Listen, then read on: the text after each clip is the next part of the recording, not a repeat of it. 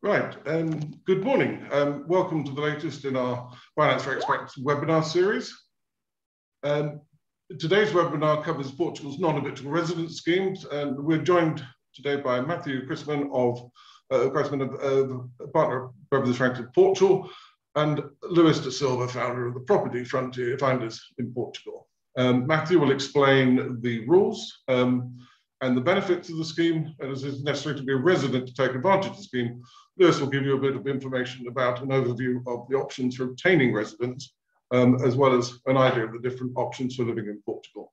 So if you have any questions during the webinar, you'll see that you can ask a question on the link on your screen, and we will answer those during the session if possible, and if not, then we'll follow up afterwards with an email. So details of the non-habitual residence. So over to you, Matthew.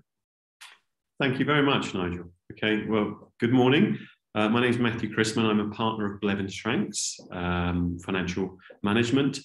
I'd like to thank you, Nigel, for putting together another webinar. It's a pleasure to be with you this morning again, working with you and of course, Luis. So I'm British. I've lived in Lisbon for the past 20 years now, and I manage as a managing partner of the Cascais office.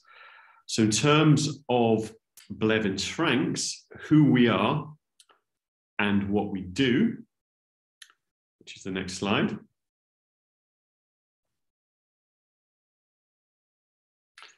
Who we are and what we do, we have been described as a leading international tax and wealth management advisors to UK nationals living in Europe.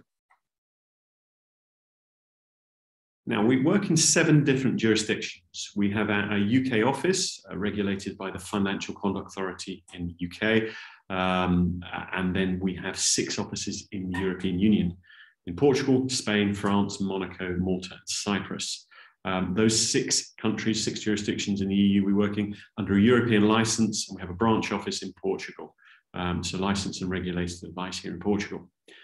Now, the next slide talks about a few figures that are important. So first of all, we've been working for over 45 years advising our clients.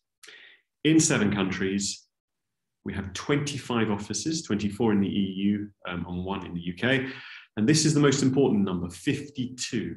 We have 52 partners and private client managers advising, which are licensed, regulated individuals advising our clients on the ground in our core offices. We're supported by 200 employees, and we advise over 5,000 families now. And in terms of funds under advice, we manage over 3 billion euros. So what do we do? Well, the best way of describing it is that we provide tax-driven, strategic financial planning and wealth management advice to clients and their families.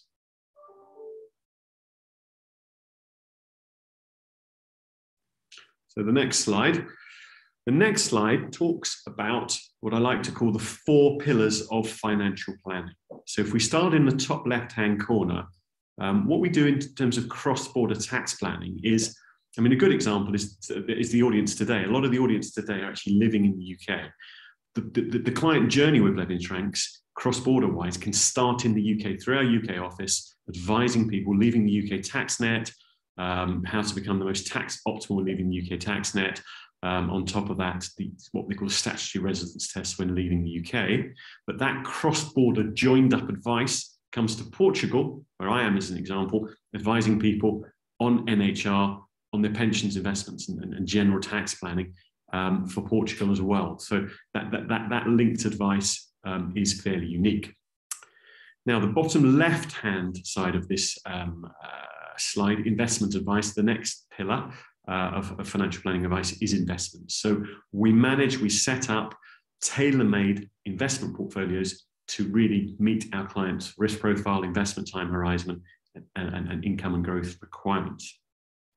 We go right to the bottom right-hand corner, the pensions advice and planning. We have a pensions advisory team that look at our clients' pension situation. If you have UK pensions, to look at, is it best leaving them there? Is it best maybe consolidating them in the UK, or is it best consolidating in EU type of pension known as a qualifying recognised overseas pension scheme.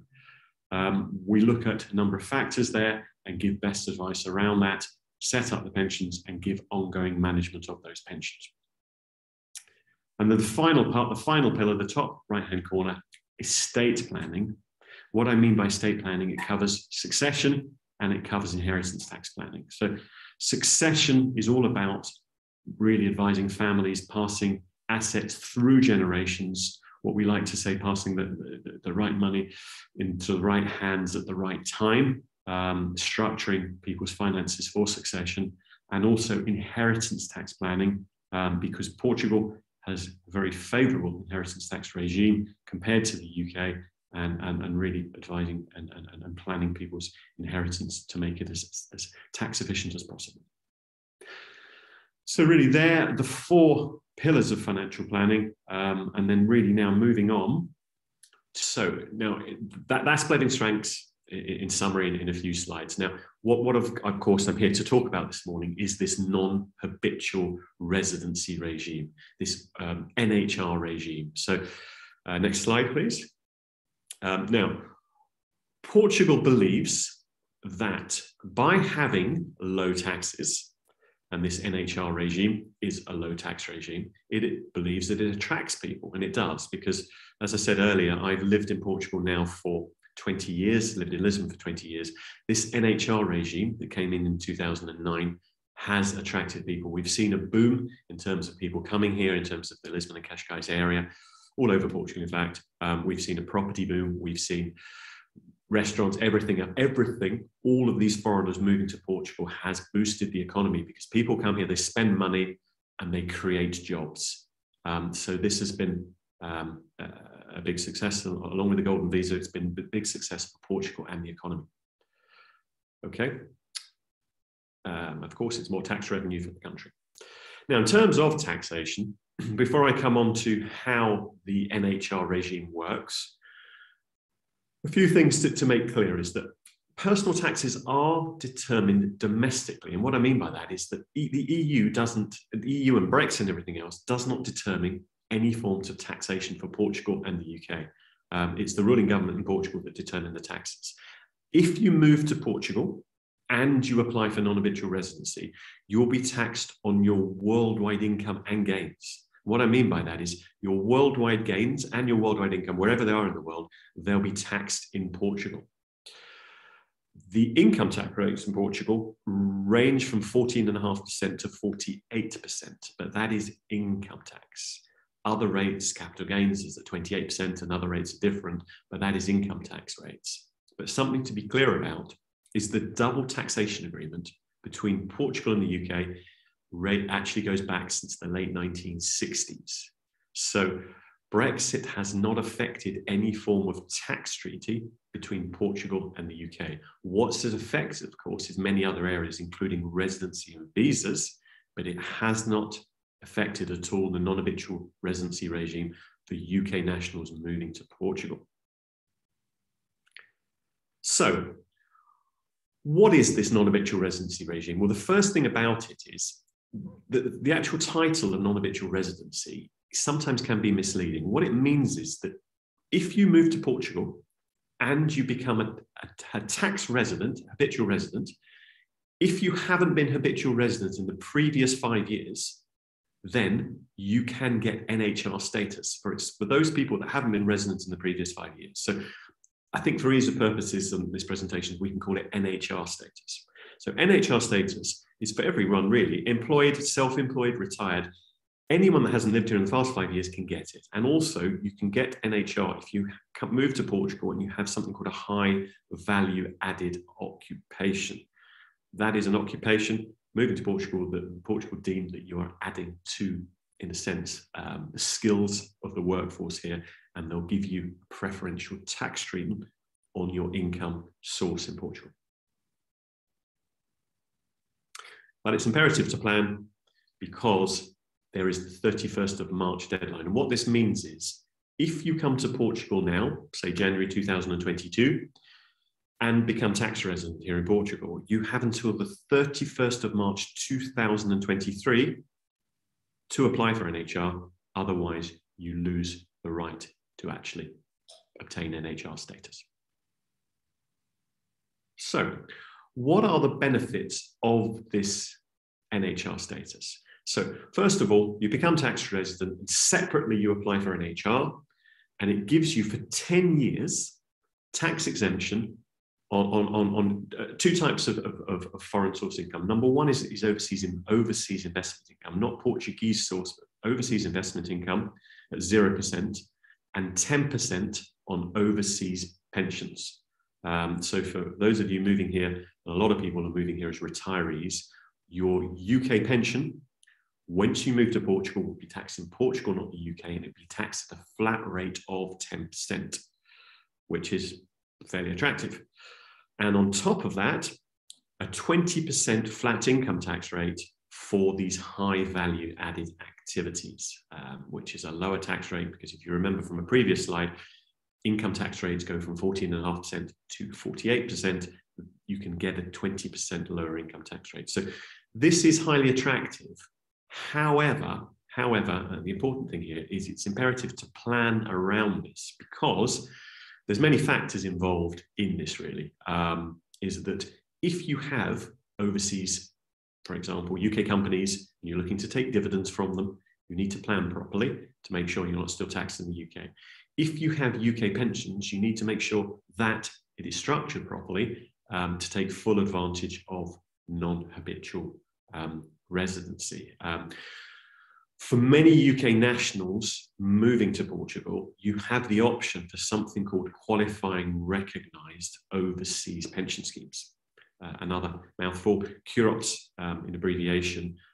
For any of you moving to Portugal, you have the ability to, in a sense, to move your UK pension to an overseas SIP or an overseas personal pension, an EU-based one that gives you a number of tax advantages, including having the pension fund in euros, if you so wish.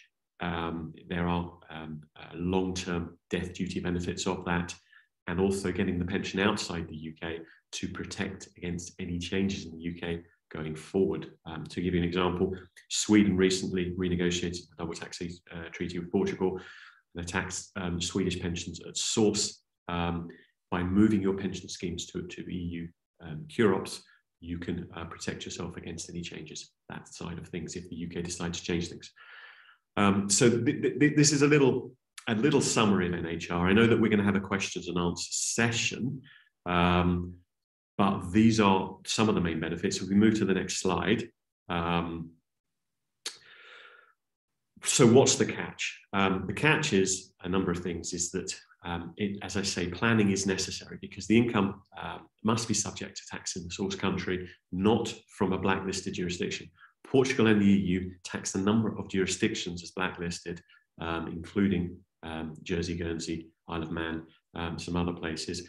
So you need to make sure yourself are structured properly to take advantage of NHR, and you must pass the residency test here and there. And what I mean by that is it's not just as simple as leaving the UK.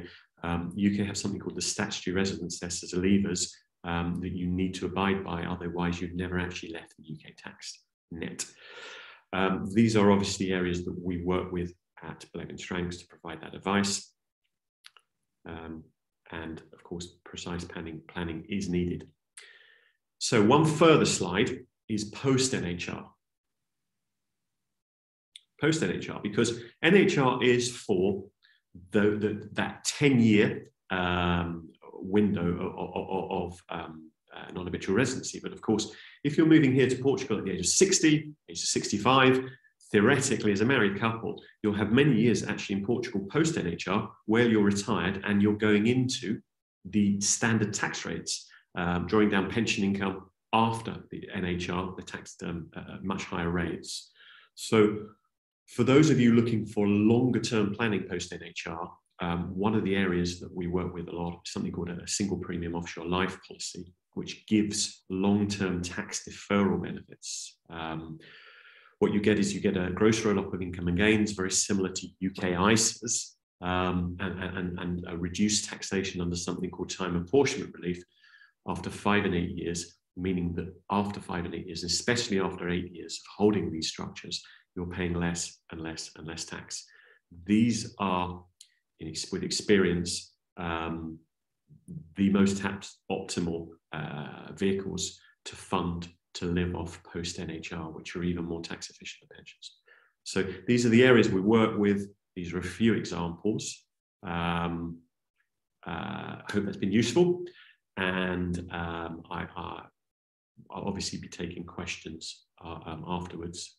So thank you for your time. And I will be passing now on to Luis. So thank you very much. Okay. Thank you, Matthew. There's sorry, just a couple of questions come in. So do I get NHR automatically? If not, is there a date I need to apply by? I think. Yes, so you have to apply for NHR. First of all, the steps are, of course, you need to apply for a visa to come in Portugal now. It's UK national, the different types of visas. Then you need to apply for tax residency. And once you're a tax resident, you apply for non-habitual residency, okay, NHR status. They're the steps. 31st of March, that I spoke about a little bit earlier, is that if you become tax resident this year, you have until the 31st of March next year to apply for NHR. Otherwise, you could lose the benefit for 10 years. Right. And then this one here, just wanted to clarify. So did I hear you correctly? I'll only pay 10% tax in Portugal for the first 10 years on whatever I take from my UK SIP. Correct. So Portugal and UK have a double taxation agreement. Okay. Once you're a tax resident in Portugal, your worldwide income and gains are taxed here in Portugal, not the UK. So under that, drawdown from, for example, UK SIP will be taxed for 10 years at 10% in Portugal. Okay. So yeah, and of course, because of the 2015 changes in the UK, drawing down from pensions, you have full flexibility now to draw down what you want when you want. Right. So lump sums and income are all taxed at 10%. Okay. Next one is, does Portugal have a wealth tax? Yeah, good question, Matt. So anyone looking at France and Spain and comparing it to Portugal, you know that France and Spain do have a wealth tax. A wealth tax is something we don't have in the UK. Wealth tax meaning every year in France and Spain on what they call your patrimony, on your worldwide wealth, you pay a tax to the tax authorities. Portugal don't have a wealth tax. However, there is a small form of wealth tax for people that own real estate above 600,000 euros. Okay. It's a property tax, not a wealth tax. It's a property tax. Property tax is called IMI, and it's additional IMI, and it's for properties above 600,000 euros. But the tax is only on property, and there's three different rates. It's 0.7 above 600,000, and then over $1 million, it's 1%, and over 1.5 million, it's so over 2 million, it's 1.5%. But that's only on property. Right. Okay. And then here, moving on to another subject, is there estate or succession taxes in Portugal? And am I allowed to bequeath my assets as freely as I can in the UK under my will? Okay, so two parts to that question. In terms of inheritance tax, Portugal doesn't have inheritance tax, which, of course, for those living in the UK, knowing that after your nil rate band in Portugal, nil rate band in the UK, inheritance tax is 40% in the UK. Portugal does not have inheritance tax. However, there is a stamp duty on inheritance, but this is only if you pass assets outside the direct family. So if for Portuguese inheritance tax, if you pass assets directly to spouses or directly down to children or directly up to parents, there is no stamp duty on inheritance. But outside that core family, it's 10%. Okay. And another fact about Portuguese inheritance tax, it's only territorial, so it's only on assets actually located in Portugal.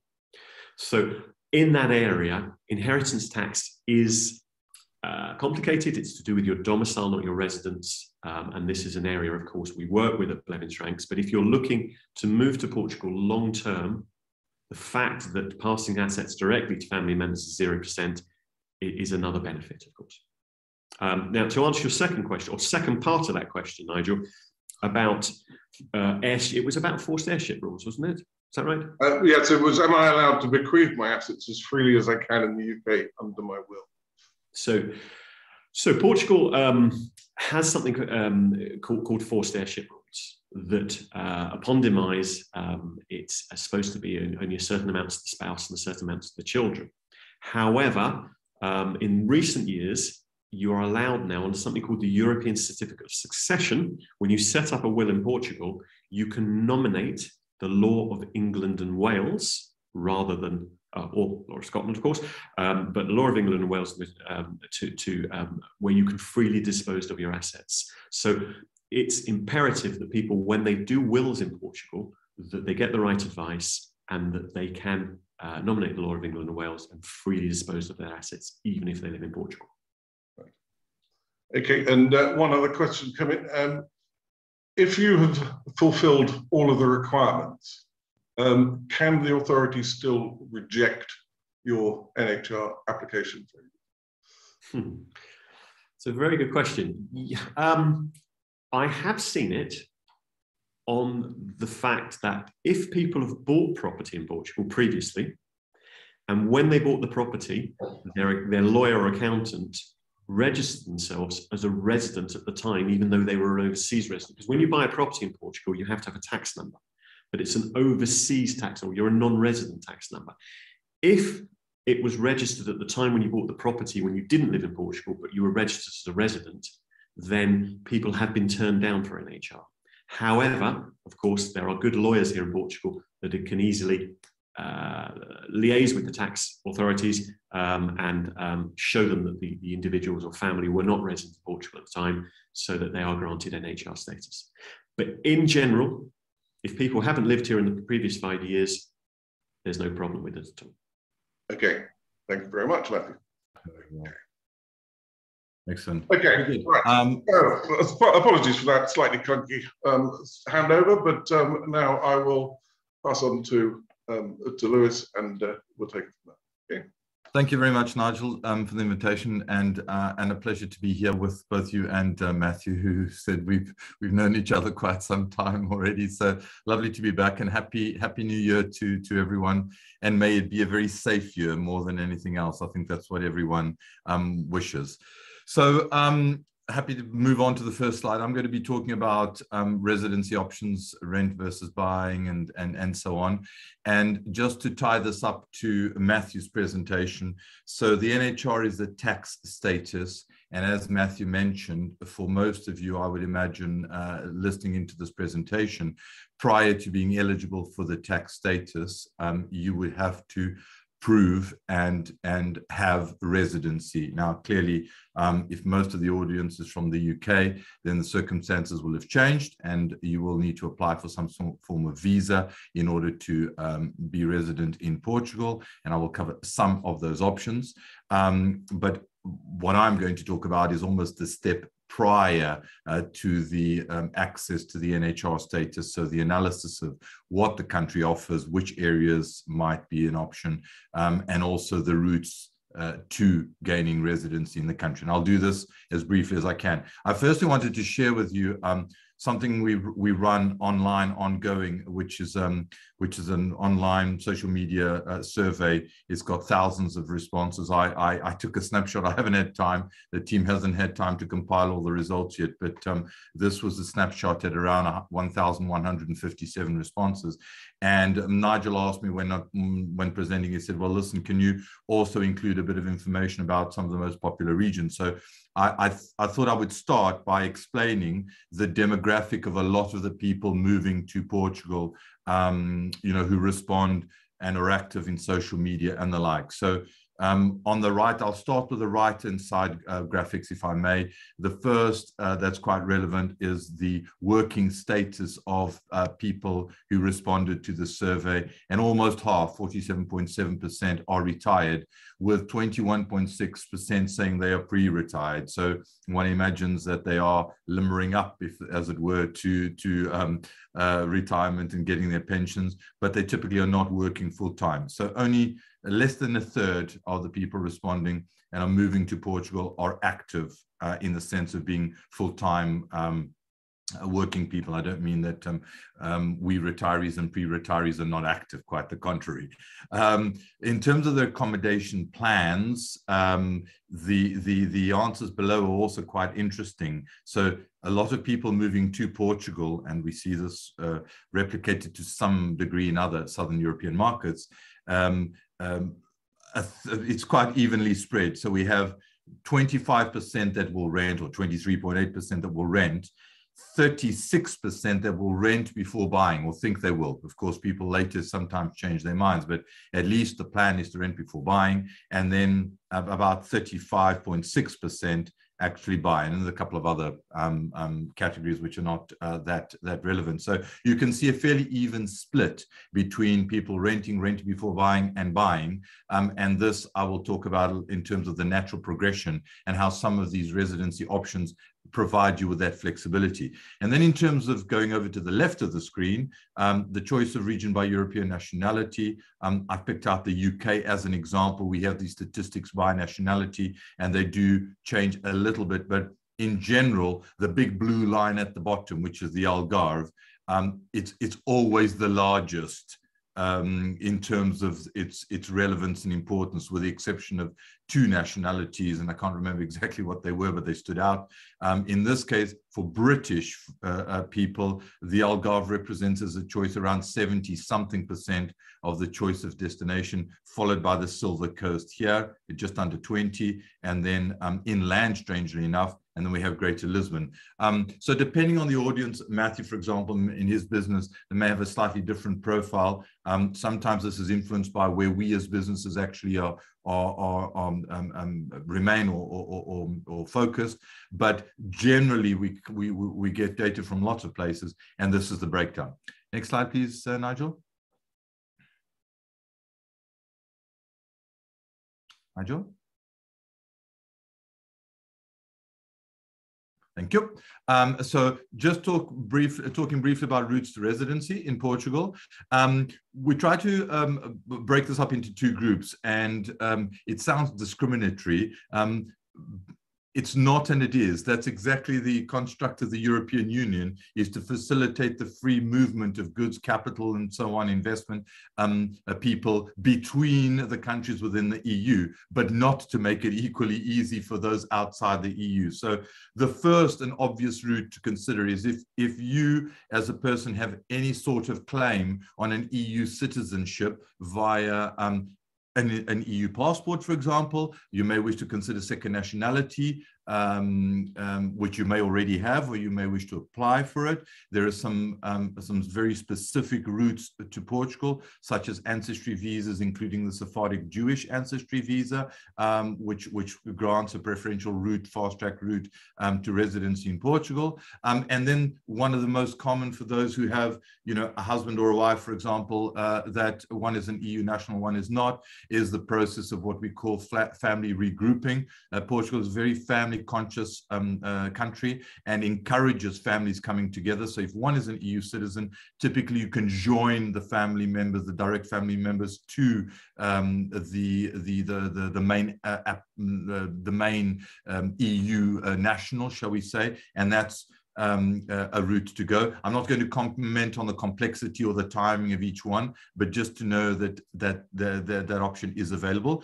And then for third country nationals, we have seen a huge increase. We've been working with the D7 for many years, with Americans and Canadians, for example, but recently, of course, with Brexit, the number of UK-based nationals applying via this route has increased dramatically. And so the D7 is by far the most popular current option that we experience. It's an income-based visa. And the interesting thing about it is that it works via rental or purchase. And in fact, I would say, I don't have statistics to hand, but well in excess of 75% start off with a rental on the D7 visa. So this is sometimes a bit of a challenge for people, because finding this whole rental thing is a challenge. And then the golden visa, which for those of you who are keeping up with these sorts of things, The program changed at the end of last year, the beginning of this year, and residential investments in high density areas. You'll hear some people saying along the coastline, that's not true. We do make this distinction between high density and low density areas, because there are some areas of Portugal along the coast that are low density. The residential investment in high density areas is no longer eligible for a golden visa status. So the map on the right, this blue and gray and whatever, that is more or less an idea. It gives you an idea of what is high and low density. Blue is low density, red is a low density area in a high density municipality, and gray is a high density municipality, which does in fact cover most of the coastline between, let's say, the Greater Lisbon area and the north, and then most, but not all, of the Algarve. Okay, a little blob there on Setúbal. And then just to emphasize what Matthew had said, the fiscal and tax considerations, the NHR status, very interesting status, which sits on top of the residency. Next slide, please. So one of the considerations that many people will have is to consider whether to rent or to buy when moving to Portugal. And we like to run people through a little table. I won't exhaustively go through every point, but which allows people just to rethink the logic of what their decision is in terms of the steps and the route taken to move to Portugal. So if you don't know the country, or you are moving from afar, and the furthest countries, the Canadians, the Americans, the South Africans, these nationalities often decide to move to Portugal on the basis of desktop research. Many of you, if you are among those nationalities and listening, will have taken the decision to move to the country without actually having visited ever before. It's around a third. We have the statistics on that as well. And so clearly, you're much more of a candidate for rent or rent to buy scenario. You wouldn't, in most instances, just buy a house in a place that you don't understand. Equally, if I jump down the list, for example, if you're going to do a year residence, then you clearly are more of a candidate to rent. Whereas if you want a year residence for yourself and then to generate some income while you're actually not using your own property, then you would probably buy. Depending on your age, you may be worried about care needs in the future and you want to remain flexible as to your future plans. Clearly, you wouldn't invest your capital in a fixed asset thinking that you may then have to move away from that fixed asset into care at some point in the near future. So these sorts of decisions will influence the choice or the route that you take in terms of accessing Portugal. Next slide. So I'm going to talk briefly through some of the three of the regions quickly that tend to attract a lot of interest for people, in particular from the UK. The first I'm going to cover is the Silver Coast, which is sometimes confused with the center of the country. It's not the same. The center of the country extends from the sea to the Spanish border, and broadly speaking, sometimes people refer to it as broadly the area between Lisbon and Porto. It's not quite, but that gives you a sense of where it is. It's characterized by towns such as Caldas da Rainha, Óbidos, Nazaré, Lourinhã, Torres Vedras. These are names you may have heard or come across in your research. Forgive the typo between Lisbon and Porto. That's not ad Porto. It's situated, as I say, between the two cities, and typically, although the airport is not just around the corner, both airports, the Lisbon and Porto airports, are within reasonably easy access via car or via public transportation, buses or trains, and both those airports offer, again, reasonable number of flights back into countries such as the UK, other European countries, and clearly Lisbon offers great international coverage, which I'll cover when I talk about the city itself. The coastline is very famous for those large waves, world-beating surf records and so on. But many underestimate the cold and the fog. It is a humid region where a fog sits often for many hours in the morning before dissipating. And so people sometimes don't understand that it can be quite a humid region because of the sea breezes coming directly from the Atlantic. And many of the traditional Portuguese houses are not well prepared for that sort of cold and humidity. And so we get sometimes even people from colder climates saying, oh, it feels really chilly in Portugal in the winter. It's a consideration for any of you considering a move to Portugal. The type of housing that you select will be a criterion, will be a factor in these matters. It's perceived as being much more authentic than, for example, the Algarve and Lisbon. Smaller towns, traditional, and the tradition extends not only to the look and feel of the towns, but to the gastronomy, you know, the type of cultural activity that is available. It's much more, it's much smaller. It feels more sort of traditional, if I can use that tautology. That's the feel of the region as a whole. English is reasonably spoken in the towns where expats and immigrants have settled, but perhaps not so much in the smaller locations where less foreign people reside. Generally speaking, Portugal is a great country in terms of the level of English and the quality of the English spoken, far better than most Southern European countries. In fact, it's proven that it's the Portuguese are the 7th best non-native English speakers in the world, the Dutch being the best. And we're even ahead of South Africa, for example. You'll see a slight South African twang on my accent.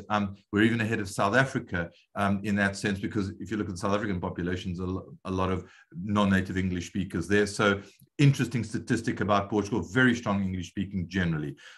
Property prices, which I'll talk about in a bit more detail in a second, vary and fluctuate, but they've all gone up, as they have in Portugal everywhere. So this is something that everyone should be accustomed to and be aware of. The Portugal of today in real estate terms, and I mean that in terms of accommodation and rental as well as real estate, is not the Portugal of 8 years ago. In fact, it's largely sort of double or more the price of what it was. So it's accessible relative to other markets, but not cheap anymore, I would say. And then the Silver Coast is often a choice for those who perceive that the region is less touristy, which it is, or they don't like the feel of the Algarve. You often will hear this comparison, oh, I don't like the Algarve. Too many British people in the Algarve, or too many this or whatever in the Algarve. I'm going to the Silver Coast. And that's sometimes the reaction that people will have. There is an element to that, but maybe not quite. You know, the truth is somewhere in between, as is always the case in life. Next slide, please, Nigel. So the next place I'd like to talk about is Lisbon. So the Lisbon Cascais Estoril area, so this sort of blown up map that I've got, sort of stretched out map, you'll see that Lisbon is actually not quite on the edge. Some people have a loose perception of exactly where Lisbon is. Lisbon is actually on the Tagus River, and it's on the river, not on the sea. Cascais is actually on the sea, and somewhere in between around Paredes and Oeiras, the river ends and the sea begins. So that whole stretch sometimes used to be the Costa do Sol, but it's characterized by Lisbon on the east, then what we call the linha, which is the line, because there's a train line that goes along the coast here, and then Cascais on the edge. Okay, this is a bit distorted, the map, but just to give you a sense of the distances. Lisbon is recently hugely famous. I mean, even pre-pandemic, it's been voted various times Europe's best cruise, weekend break, city break, conference, you name it, destination. It's no longer a sort of secret. A lot of people like going there for all sorts of reasons. It's got an existing expat population, and English is very widely spoken.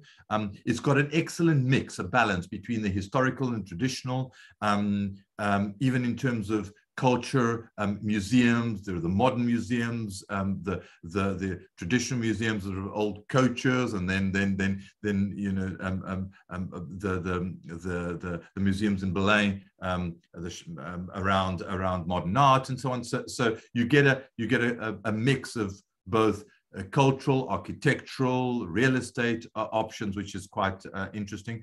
Excellent healthcare options. So I'm going to pick this off now, if I may, which is the healthcare in Portugal, which is generally accessible to everyone that is resident. without going into too many details now, but there are sometimes periods within which people do not qualify, in particular for visas.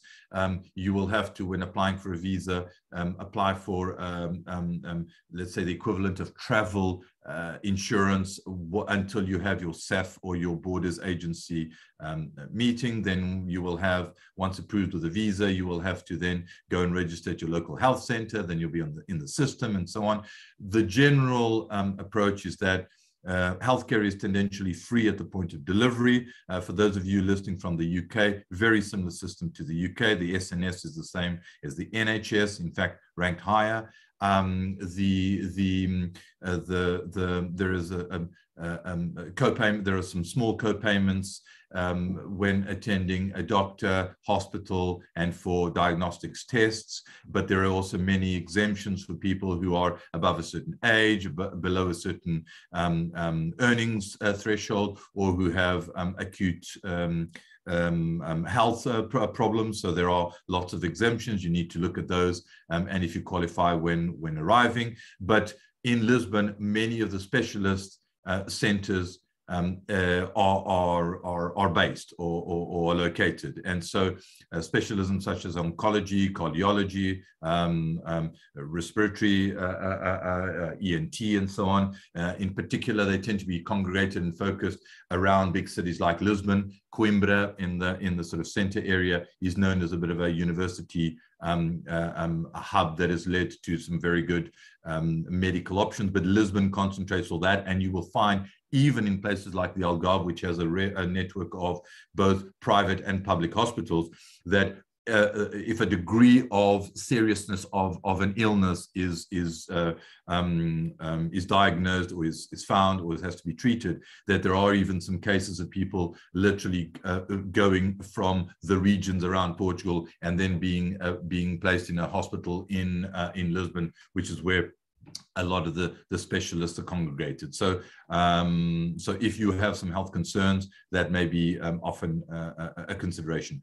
The Lisbon's real estate market, just talk briefly about that, has changed significantly because of the Golden Visa program. The Golden Visa program, which has brought in around 6 billion euros worth of investment into the country, was the initial wave was linked to Chinese investors. Chinese investors did not, for an instant, spend any or hardly any time, only the minimum requirement in Portugal, and they bought mainly in Lisbon. Then there was a second wave in Porto, but at one stage they represented 99% of all Golden Visa investment. And what they did is that Golden Visa program created an inflationary effect on prices in Lisbon, and every 2-bedroom apartment in Lisbon suddenly became worth 500,000 euros because that's what the Golden Visa threshold was in the area. So there's no doubt that while the Golden Visa program had some substantial and fantastic effects in the regeneration of the city, it contributed significantly to the inflationary effects on prices.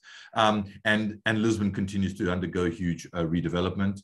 And interestingly enough, statistically, North Americans choose the region more than other nationalities, although North Americans still choose the Algarve more. Statistically, the perception is that there are a lot of North Americans going to Lisbon because as a percentage of the total, they are probably one of the nationalities that choose Lisbon more than others. Next slide, please. So why the Algarve? Well, so much is written about it that I don't need to say much. It's been voted the best place in the world to retire 9 years in a row by different organizations around the world. It's an award-winning region in terms of best beaches, golf courses, marinas, and the list goes on. It's got the largest multinational expat population in the country, and English is very widely spoken. Sadly, and this is a bit of a criticism, we have people coming from abroad, and this is not only of people coming to Portugal, but elsewhere, who haven't learned any Portuguese and continue to live fine just with English 20, 25 years on. So do try, if you do move to the country, to learn a few words, even though we recognize that Portugal is a very difficult language to learn. Even the children at school are often failing it themselves, and they're native speakers. So the food and wine is among the best and the freshest in the world. Clearly the wine is not all from the region, but the seafood, some of it is and some of it isn't. it's one of the regions that contributes to Portugal being one of the being the largest fish consumer per capita in Europe. The real estate, while not cheap anymore, but it's still attractive and well priced for what it is. There's no doubt whatsoever that the value for money in terms of real estate is good, and certainly better, for example, than the Cascais area or the Lisbon area, where the prices have increased a lot. The Algarve is much less developed than Spain, often a comparison that people make, and it's an outdoors lifestyle. So there are many sporting, nature, historical attractions and activities, and people spend the time outdoor because the weather is glorious, except you know, the last maybe Christmas period, we had 10 days of grey skies there, which was really a strange thing. And then there's something that does make a difference to people, and that is a high degree of anonymity and respect for privacy, which is important to some. People don't show their wealth, and there are many wealthy people who live there. It's an understated location, so it's you know, it's not Dubai. You know, it's the opposite of Dubai, you would say. And then it's an established expat population, which over the last 5 years has become hugely more multinational. You know, it used to be focused on British people, German people, Dutch, maybe Belgian, but now, you know, with Russian, American, Canadian, Brazilian, you know, it's very, very broad. And it's really no longer a secret. You know, it used to be trumpeted as Europe's best kept secret. It's no longer. Next slide, please. A bit of an overview of what happens, of the difference between the different regions in terms of the real estate. And again, I mean, for every rule, there will be many exceptions, but hopefully this will give you a sense comparatively of the regions. The North, cheaper cost of living, history and culture, 250,000 euros will get you. I'm comparing 2 bedrooms across the board, just so that I have a basis for comparison. 250,000 euros to buy, 800 euros a month to rent on an annual rental basis. Okay, the Silver Coast, the one I talked about, a cheaper history. I won't go through all the characteristics. 150,000, 750 a month. So you can see cheaper to buy and cheaper, slightly cheaper to rent, not much different. Cascais and Estoril, 350,000 plus. And 1,350, you will find options in that area. The Linha, which is the area between Cascais and Lisbon. So you'll see prices lower than in Cascais in terms of entry level. 225,000 can be found, 1,000 euros per month, perhaps even slightly lower than that, but not much, 900. Setúbal, sorry, I should have done Lisbon next. Lisbon, 300,000. So actually slightly less than Cascais, depending on the neighborhood. Some people argue it's more. Yes, there are neighborhoods that are more expensive, but I'm taking a sort of general average across different neighborhoods in Lisbon. 300,000 plus and 1,500. So you'll see more expensive generally to rent in Lisbon than in Cascais, but cheaper to buy. So anyone looking at investment and so on has to look at this. Clearly, the asset that you're looking at will determine the exact yields and things like that. But as a general rule, you'll see that there are some places that are more likely to deliver better yields than others. And then Setúbal, 65,000, you know, entry level there, 550 euros a month. Substantially lower. And then the Algarve, 175,000 and around 900 euros a month. Next slide, please, Nigel. And just going back to the previous, don't have to go back, Nigel, to the previous slide, but just to complete that line, that reasoning. We get a lot of people thank you. We get a lot of people on the rental side who want a premium location, but are expecting to pay sort of countryside prices.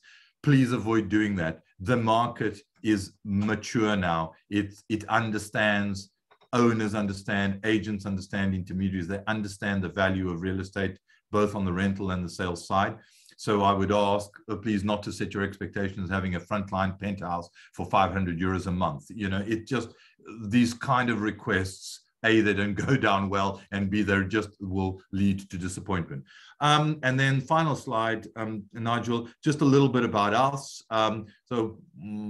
We founded this business in 2014. Our focus really as a business is on international retirement migration, called IRM. So we assist people literally moving full or almost full-time, particularly to Southern Europe. We have a presence in Portugal and Spain, and a whole range of what we call our ambassadors in a number of other countries. We have a multilingual team located in most of the main regions of Portugal, but we cover the entire country. We deal with inquiries from around 75 or so countries, and clients who ultimately will end up settling in Portugal and with whom we work directly. They number around 30 countries or so. We have many years of experience with programs such as the NHR, the G7 and Golden Visa, often in partnership with companies like those of Matthew, excuse me, with Blevins, where one of our partners would deal with a specialist topic, and then we will deal with a sort of more generic and the accommodation and real estate and whatever other related topics. We're the only company really in the area to work both strategically with both rentals and sales. I'm not saying we're the only one who has both, but strategically we have set out our stall to actually assist people with both rentals and sales. And that means that we can normally assist people along the entire life cycle of their move to Portugal, well before, through our discovery tours, you know, and country comparison reports and the like, all the way through to rentals and purchasing if they wish or not, and then settling in. So we have that. And then we have, you know, a network of around 50 or so specialist partners, including lawyers, banks, insurance, healthcare, car import, pet import, you know, transportation, you name it. So we're normally a good go-to kind of company for people who like working with a single point of contact and then working through that with other people. And then on the real estate side, that's outdated already. We have well more than 135 or so local real estate agencies. That's how we get access to a lot of the product. We establish formal partnerships all over Portugal with expert local real estate agencies. So we pretty much source any sort of real estate that you can imagine. And we have either we run our own portfolios of rentals or we partner with others directly with owners or others who have rental portfolio. We have the largest rental portfolio in the Algarve, for example. And then we run this ongoing survey and that allows us to gain insights into what people are doing and thinking and needing. And that's a little bit about us. So I think we're going to go, don't need to look at all and waffle on about all our contacts. They're there, but I'm happy for anyone to just, if they want to make contact with us, to please, you know, do so via Nigel and his team, and then they will forward your contact details to us and or be in touch with us directly, whatever is easiest. And happy, I suppose, to take any questions now. Okay, well, thank you very much, Lewis. I don't think we have any questions at the moment, so no. Let me just say thank you to Matthew and Lewis for that. Apologies for some of the issues with managing the presentation there. One of the things I should mention is that in February we will be holding some further webinars about moving to Portugal, and Lewis and Matthew will both be involved in that, and we'll be able to go into a bit more detail about some of the issues around financial planning and around outside the non-habitual residence scheme, property, and various other practicalities of moving to Portugal. So that we will be announcing shortly. And then if we're here to help, obviously, and what we want to do is help people making their move abroad. So if you have any questions, we will seek to answer them ourselves, or we know somebody who can provide the answers, and we can refer you to those sort of people. So if you do need to contact, it's quite straightforward, expats@expatnetwork.com, and we'll answer as soon as we can. So many thanks for that, and we'll call it a day there. Thank you, Matthew. Thank you, Lewis. Thank you. Thank you. Stay safe. Bye. Bye-bye.